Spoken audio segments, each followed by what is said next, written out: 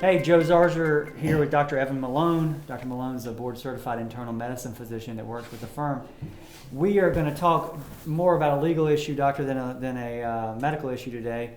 But as you have probably realized, if you've been online after a car wreck and you've searched some things in Florida about what the heck's the next step, you have come across these terms, PIP, personal injury protection, or no fault, and everybody comes in and they, oh, Florida's a no fault state, I guess I can't do anything about it.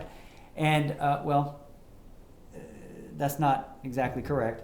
Florida is a no fault state, but that does not mean you can't do anything about it. The no fault only applies to the first $10,000 of damages. Everything above the first $10,000 of damages is a fault system. So it does matter who's at fault.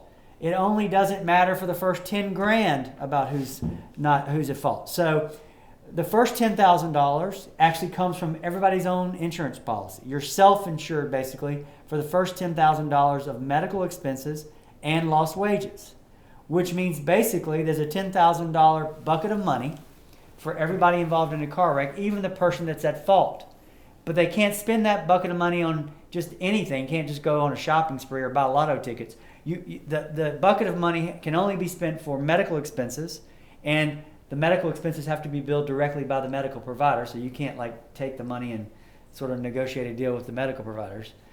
And the only other purpose you can be used for is lost wages, and you have to submit a form for that to your insurance company, and they pay 60% of your wage loss and 80% of your medicals.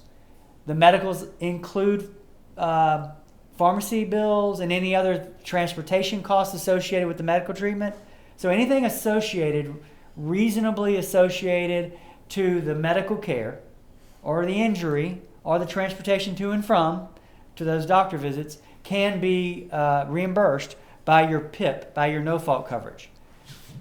Your ability to collect those has nothing whatsoever to do with a lawyer. And I know this is outside the medical profession, but medical people like it. Generally, hospitals like it because when they send a bill to PIP, they're getting paid 80%, which is contrary to what like Blue Cross Blue Shield or Aetna or United Healthcare would pay, because they generally pay 25-30%. Yeah. So don't feel sorry for the medical providers. Don't think they're taking a discount. They're not. The hospitals and the urgent care centers and all the physicians that are treating you under this PIP coverage are getting paid at an 80% reimbursement rate versus the 20, 30, 40% reimbursement rate they would typically get from health insurance. Well, let me ask you a question, Joe. So would that mean that you would need to, if you're the patient, you'd want to discern where you're going so that someone's not just trying to take advantage of you? It's a good point. So you just don't want to go to any place. You want to spend that $10,000 wisely. So make sure you go to a reputable hospital that you've heard about before that has an emergency department. You don't want to go to just some place on the side of the street necessarily unless you absolutely have to medically. So be careful with that money because that's your money to spend.